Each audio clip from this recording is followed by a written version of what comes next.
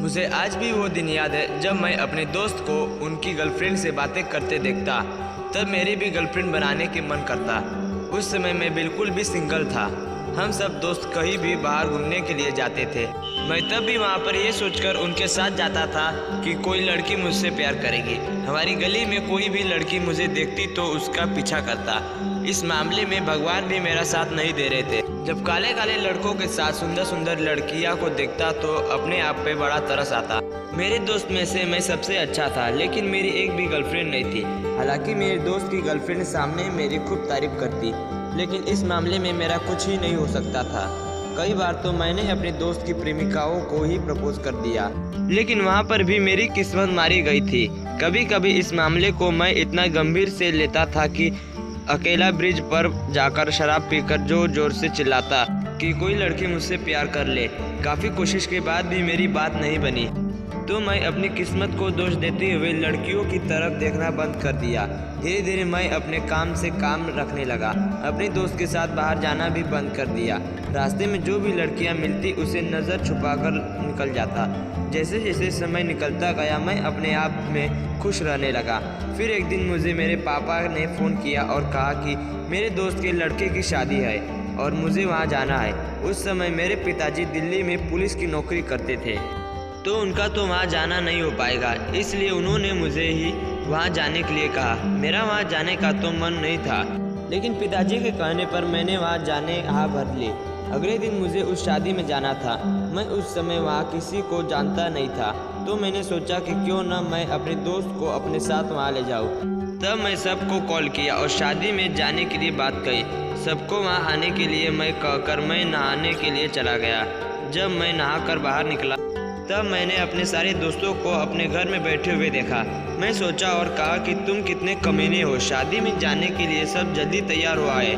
कई काम को बोल देता तो सब नए नए बहाने बना लेते। मेरे इतना कहने पर सबके सब अपने दांत दिखाने लगे। मैं उनका मजाक बनाकर तैयार होने के लिए अपने कमरे में चला गया। कुछ समय बाद मैं सबको अपने साथ लेकर पापा के दोस्त के घर के लिए निकल गया। जब मैंने अपने दोस्त के साथ वहाँ जा रहा था तब अचानक से रोड पर सिग्नल लग गया, तो मुझे गाड़ी रोकनी पड़ी, पर सिग्नल लगा हुआ था। मैं इधर उधर देख रहा था, तभी मेरी नज़र एक छोटी सी लड़की पर पड़ी जो उस समय रोड के बीच में पता नहीं कहां से आ गई। उस समय सिग्नल पूरा होने वाला था और वो लड़की बीच रोड में खेल रही थी। उसके आसपास कोई नहीं था। तभी मैं अपनी गाड़ी से नीचे उतरा और उस लड़की की तरफ दौड़ा। सिग्नल पूरा होने से पहले ही मैंने उस लड़की को वहाँ से उठा लिया। लड़की को लेकर मैं अपने गाड़ी के पास ले आया। यदि मैं उस लड़की को वहाँ से उठाकर नहीं लाता तो उस लड़की का एक्सीडेंट हो जाता। मैंने अपनी गाड़ी किनारे पर लगाई और उस लड़की के माता पिता को देखने लगा। तब मुझे वहाँ कोई व्यक्ति उसे ढूंढता हुआ नहीं दिखा। जब मुझे कोई नहीं दिखा तो मैंने उस लड़की से उसके माता पिता के बारे में पूछा। फिर उसने उसके मुँह की ओर इशारा करते हुए मुझे समझाया कि वो बोल नहीं सकती। तब मुझे बहुत दुख हुआ। लड़की सुन सकती है लेकिन बोल नहीं सकती। जब मैंने उससे उसका नाम पूछा तब उसने पास में एक मंदिर की ओर इशारा करते हुए कहा। मुझसे समझाया कि उसका नाम आरती है। तब मैं उसका नाम बड़े प्यार से लेते हुए उसके घर के नंबर पूछा। तभी उसने अपने हाथों से इशारा करते हुए मुझे अपना घर का नंबर बताया। तब मैंने अपने फ़ोन से उस लड़की के घर फ़ोन किया। तब उसकी माँ ने मुझसे बात करी। तब मैंने उसकी माँ को सारी बात बताई। उसकी माँ ने हमें कुछ समय के लिए वहाँ रुकने के लिए कहा। मैं जब उस लड़की को लेकर वहाँ आया तब पास में खड़ी एक लड़की मुझे बड़े ध्यान से देख रही थी। मैं भी उसकी तरफ अचानक से देखा और अपनी किस्मत को बुरा बताते हुए अपनी नज़र वहाँ से हटा ली। लड़की ने अपना मुंह कपड़े से ढक रखा था। मैं उसको ठीक से देख नहीं पाया। कुछ समय बाद उस लड़की की माँ वहाँ आई और मुझे थैंक्स बोलकर लड़की को वहाँ से ले जाने के लिए। तब लड़की वहाँ से कुछ दूरी पर गई और फिर से मेरे पास आई और उसने मुझे अपने फ़ोन नंबर मांगे। उस छोटी सी बच्ची ने अब मुझे अपना दोस्त बना लिया था। मैं उसे इशारों में ही अपने फ़ोन नंबर बताए। जब मैं उस छोटी लड़की को अपना नंबर बता रहा था तब पास की खड़ी वह लड़की भी अपना फ़ोन निकालकर मेरा नंबर लिखने लगी। तब भी मैंने उसकी ओर देखा और फिर से अपनी किस्मत को बुरा बताते हुए अपने दोस्त के साथ गाड़ी में बैठकर अपने पापा के दोस्त के घर आ गया।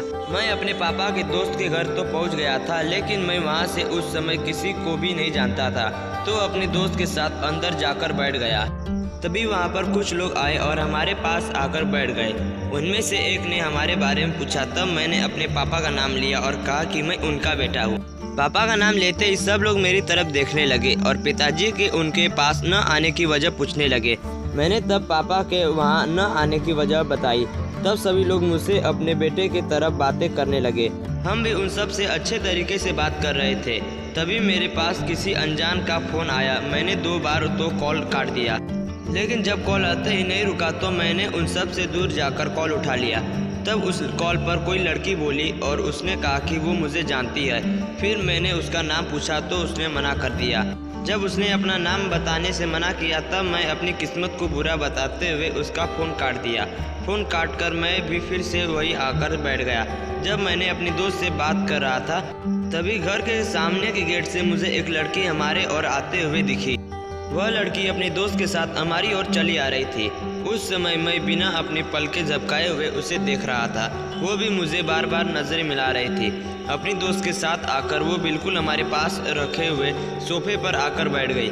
मेरे दोस्त उस लड़की पर चांस मार रहे थे। मैंने कुछ समय के लिए उसकी ओर देखा और फिर अपनी किस्मत को बुरा बताते हुए अपने हाथ में फ़ोन लेकर वहाँ से दूर चला गया। जब मैं वहाँ से दूर गया था तब मेरे पास उसी नंबर से दोबारा फ़ोन आया। मैं इस बार तो वो कॉल उठा लिया था। तब उस कॉल में फिर से एक लड़की बोली। मैंने उसके बोलते ही उससे उसका नाम पूछा, लेकिन उसने अपना नाम बताने से मना कर दिया। फिर उसने मेरे बारे में भी बताया दिया कि मैं एक शादी में आया हूँ। उसके इतना सब वो कुछ बताने पर मैं समझ गया कि यह वही लड़की है जो हमें सब उस छोटी की लड़की को बचाते हुए मिली थी, लेकिन उसने तो अपना चेहरा ढक रखा था, तो मैं उसे कैसे पहचान पाऊंगा। मैंने उससे मेरे पास फ़ोन करने के लिए मना कर दिया। उससे बात करके मैंने अपने दोस्त के पास वापस आ गया।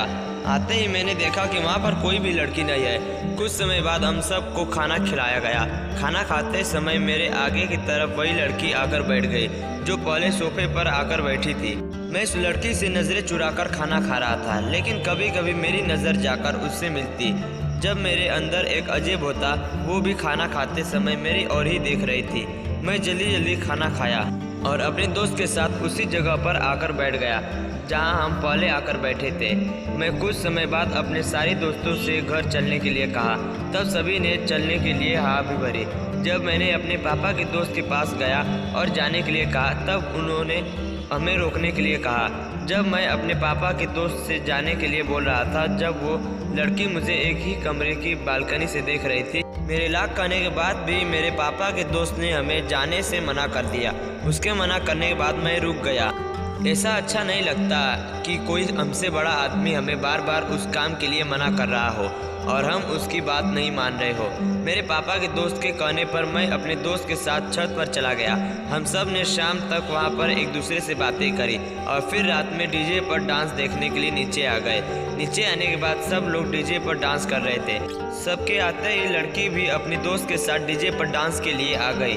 मैं भी उस समय वहाँ पर बैठकर उसका डांस देख रहा था। उस लड़की ने सबसे अच्छा डांस किया। उसका डांस देखकर मैं उसके घर के वापस बने पार्क में घूमने के लिए आ गया। मेरे सभी दोस्त डीजे पर डांस देख रहे थे, मैं ही अकेला वही पार्क में घूम रहा था।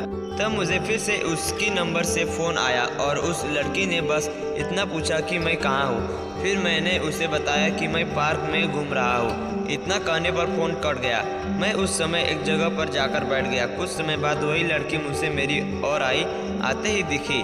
मैं उसे देखकर खड़ा हो गया और उसकी तरफ देखने लगा। जब वो बिल्कुल मेरे पास आ गई तब मैंने और पीछे खिसक किया और मेरे पास आ खड़ी हो गई और मुझसे कहा कि मैं वहाँ से यहाँ क्यों आ गया। तब मैंने कहा कि मेरा वहाँ मन नहीं लग रहा था। उसके ऐसा पूछने पर मैं घबरा गया था। लड़की ने अचानक से मेरा हाथ पकड़ लिया। जब उसने मेरा हाथ पकड़ लिया, जब मैंने उससे अपना हाथ छुड़ा लिया और उससे पीछे खिसक गया, वो भी मेरी ओर खिसक गई और दोबारा हाथ पकड़कर बोलने लगी कि वो मुझसे प्यार करती है। उस समय मेरे कुछ समझ में नहीं आ रहा था। फिर उसने कहा कि उसने मुझे पहली बार उस लड़की की जान बचाते हुए देखा था। वो लड़की जब मुझे प्यार करने लगी है और उससे बताया कि जब मैं उस लड़की को अपने हाथों के इशारों से अपना नंबर बता रहा था, जब उसने मेरा नंबर लिए थे और कहा कि कॉल करने वाली लड़की भी वही है। इतने कहने के बाद उसने भी मुझे जोर से गाल पर किस किया। उसके किस करते ही मैं बर्फ की तरह एक जगह पर जम गया। मैं उस समय कुछ समझ नहीं आ रहा कि मैं क्या करूं। जब उसने मुझे बार बार प्यार की स्वीकार करने के लिए कहा तो मैंने सोचा वैसे भी कोई लड़की प्यार करने के लिए राजी नहीं है, ज़्यादा भाव खाऊंगा और जो हो रही है वो हाथ से निकल जाएगी। फिर मैंने भी उसे अपनी बाहों में भर लिया और उसे जोर हक किया। मेरे हक करते ही उसने मेरे होठों पर काफ़ी देर तक किस किया। हम दोनों एक दूसरे को काफ़ी देर तक किस करते रहे। फिर उसने मेरे बारे में पूछा तो मैंने उसे अपना नाम पता लेते हुए सब कुछ बता दिया। उसने भी अपने बारे में बताते हुए कहा कि वो मेरे पापा के दोस्त की लड़की है। हम दोनों एक दूसरे के बारे में बातें करते हुए पार्क में एक जगह पर जाकर बैठ गए। कुछ समय बाद फिर से हम डीजे पर डांस देखने के लिए वहाँ आ गए। मैं रात तक उसके पास रहा और सुबह अपने दोस्त के साथ घर आ गया। उसने मेरे घर आते हुए मुझे कॉल किया। उस समय मैंने उसे काफ़ी देर तक बातें करी और फिर से सोने के लिए आ गया। जब भी मेरा उस लड़की से मिलने का मन करता है मैं उससे मिलने के लिए उनके घर चला जाता हूँ।